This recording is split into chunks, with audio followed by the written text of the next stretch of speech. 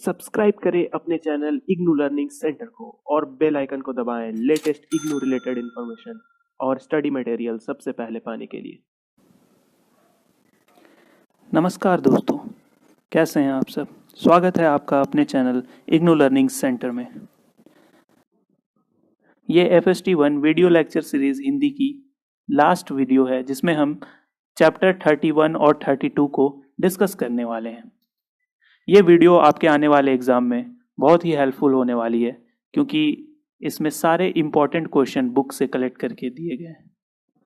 तो इन वीडियोस के क्वेश्चंस को आप अच्छे से रिवाइज करें जिससे आपको आने वाले एग्ज़ाम में काफ़ी हेल्प मिलेगी।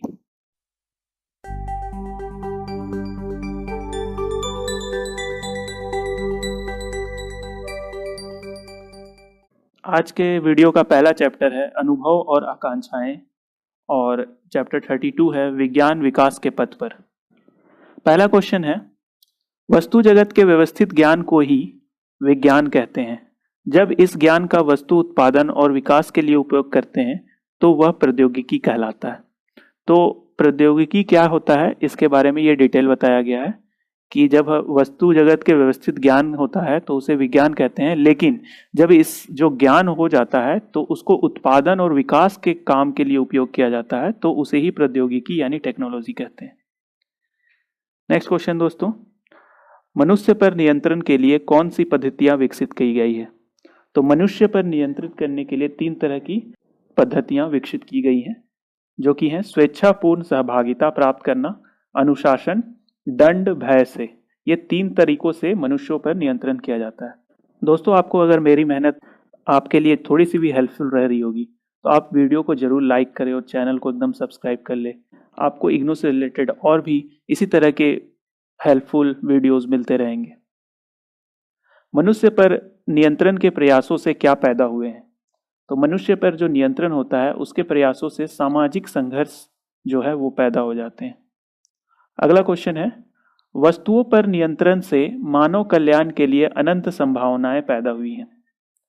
तो वस्तुओं के नियंत्रण से मानव कल्याण के लिए अनंत संभावनाएं पैदा हुई हैं। तो ये एक fill in the blanks type का क्वेश्चन मैंने बनाया है।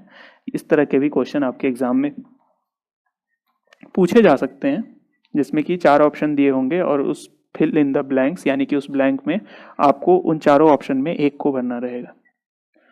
अगले क्वेश्चन की ओर बढ़ते हैं, तीसरी दुनिया के देश कौन से हैं। तो तीसरी दुनिया के देश कौन से कहलाते हैं। विकासशील गुटनिरपेक्ष देशों का समूह जो है उसे ही तीसरी दुनिया के देश कहा जाता है। नेक्स्ट क्वेश्चन है, पगवाश क्या है। तो पगवाश यानी कि वैज्ञानिकों का एक विश्वव्यापी आंदोलन जिसकी शुरुआत अल्बर्ट आइंस्टाइन और बेर्ट्रेड रसेल के विचारों से हुई थी।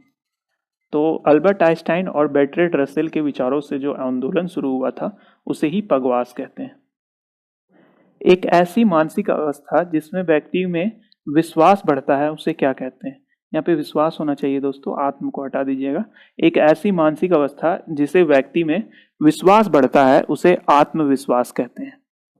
अगला क्वेश्चन है दोस्तों, इन सब क्वेश्चन को लाने के लिए मुझे काफ़ी मेहनत करनी पड़ती है एक वीडियो को बनाने के लिए आपसे, तो आप प्लीज़ इस वीडियो को लाइक करिएगा और सब्सक्राइब करिएगा जिससे मुझे मोटिवेशन मिले, क्योंकि मैं दूसरे भी सब्जेक्ट्स के इसी तरह के वीडियोस आपके लिए बनाने के लिए मैं प्रिपेयर कर रहा हूँ और हो सके तो इंग्लिश वर्जन इसका आपको जल्दी देखने को मिलेगा। चलिए अगले क्वेश्चन की ओर बढ़ते हैं, आत्मनिर्भरता के लिए हमारे विज्ञान और प्रौद्योगिक विकास को उपयुक्त शिक्षा और प्रशिक्षण अनुसंधान द्वारा मजबूत बनाना होगा। तो आत्मनिर्भरता के विकास के लिए हमारे विज्ञान एवं प्रौद्योगिक विकास को किस तरह मजबूत बनाना होगा। उपयुक्त शिक्षा और प्रशिक्षण अनुसंधान द्वारा ही मजबूत बनाया जा सकता है। अगला क्वेश्चन है, अंतरराष्ट्रीय अवस्था की घोषणा कब और किसके द्वारा की गई थी। अंतरराष्ट्रीय अर्थव्यवस्था की घोषणा जो है 1974 ईस्वी में यूएनओ द्वारा की गई थी। यूएनओ यानी कि यूनाइटेड नेशन ऑर्गेनाइजेशन, संयुक्त राष्ट्र संघ द्वारा की गई थी अंतरराष्ट्रीय अर्थव्यवस्था की घोषणा। अगला क्वेश्चन है, वैकल्पिक विकास नीतियों से क्या तात्पर्य है। विकासशील देशों द्वारा अपनाया गया ऐसा पथ जिसे विकसित देश नहीं गुजरे हों। तो उस तरह के जो नीतियां होती हैं उसे वैकल्पिक नीतियों कहा जाता है, जिसमें विकासशील देश ऐसी नीतियों को अपनाते हैं जो कि नई होती है, जो विकसित देशों द्वारा अपनाई गई नहीं होती है, कोई इसी अलग तरह की नीति होती है, उसे ही वैकल्पिक विकास की नीतियां कहा जाता है। अगला क्वेश्चन है, शरीर में सूचना और नियंत्रण का अध्ययन विज्ञान की किस शाखा के अंतर्गत आता है? तो शरीर में सूचना और नियंत्रण का अध्ययन जो विज्ञान की शाखा करती है वो साइबरनेटिक्स के अंतर्गत आता है। शरीर में सूचना और नियंत्रण का अध्ययन, साइबरनेटिक्स, याद रखिएगा दोस्तों इस चैप्टर में थोड़े से क्वेश्चंस कम हैं क्योंकि इसमें क्वेश्चन उतने इंपॉर्टेंट नहीं मिल रहे थे। मुझे आपके क्वालिटी ऑफ क्वेश्चन ज़्यादा देनी थी बजाय क्वांटिटी के, इस वजह से मैंने इस चैप्टर को छोटा ही रखा। तो दोस्तों आप कमेंट में ज़रूर बताइए कि आपको ये FST 1 वीडियो लेक्चर सीरीज़ की सारी वीडियोस कैसी रही और आपके एग्ज़ाम में कितनी हेल्पफुल हुई। आप कमेंट सेक्शन में ज़रूर हमें बताएं, और अगर कुछ सजेशन देना चाहते हैं तो वो भी आपके लिए वेलकम है।